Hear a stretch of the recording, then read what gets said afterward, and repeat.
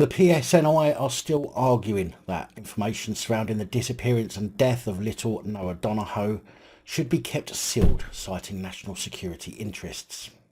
The family of Noah have been fighting the PSNI for information that was held back that could very well help the family and give them the closure that they need over what had really happened. But with the PSNI so adamant about keeping the information secret, it's raised concerns that the police are trying to cover up more than some operational intelligence. Now, you'll have to excuse me if my face looks a bit weird or if I'm talking funny. I've been to the dentist.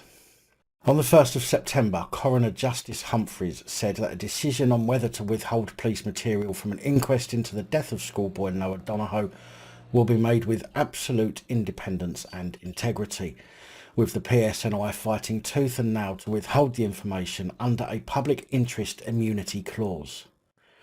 The inquest into the death of Noah will be held in November this year, but the Police Service of Northern Ireland claim the redacted sensitive information includes details on police methodologies and source handling and would damage national security if exposed. Please also forgive the sound. There's some people outside doing some gardening. 14-year-old Noah was found 6 days after going missing whilst out on his bike in June 2020. He was discovered in an area that he didn't know in a storm drain and naked. The PSNI have already ruled out foul play.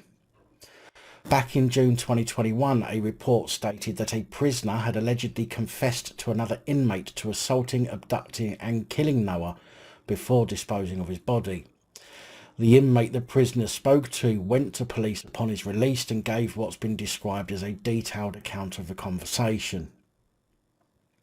The day Noah went missing, he is said to have been heading to a friend's house to work on their Duke of Edinburgh project for school.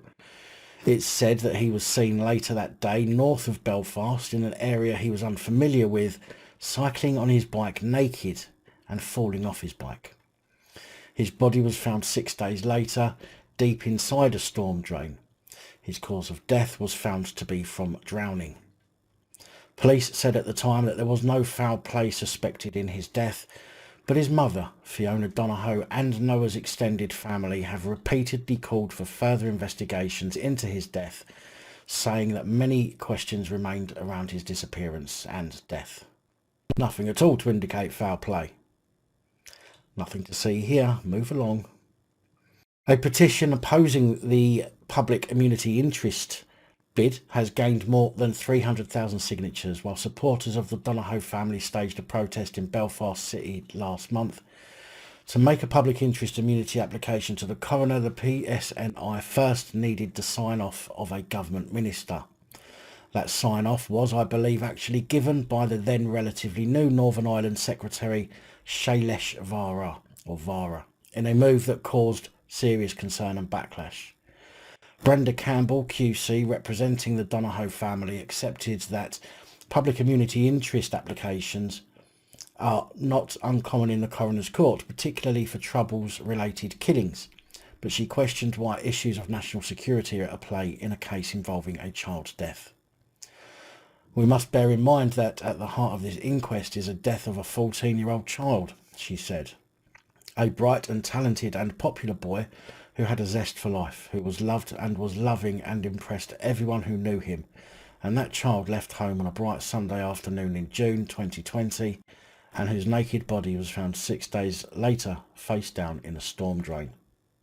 At the heart of this inquest is a grieving mother and a grieving family who need to understand how and why Noah died. However painful answers that are forthcoming might be, they are not as painful as the unknown as to how and why he died. Justice Humphreys thanked the legal representatives involved for their very well prepared and careful submissions. He said, whilst the public interest immunity process involves complex and niche areas of law, the human tragedy at the centre of the case should not be forgotten. The coroner said he will deliver his ruling no later than next Friday. Now, I've already said it in the last video about this situation. I couldn't imagine the pain and suffering that not knowing would put on a person, not being able to have closure, constantly wondering for the rest of your days how, what and why. I hope that the judge sees this for what it is, a grieving family in need of closure, in need of finalising a horrific chapter in their lives, and although they will never get over the loss of Noah, they will at least be able to put an end to the uncertainty and, of course, the unknowing.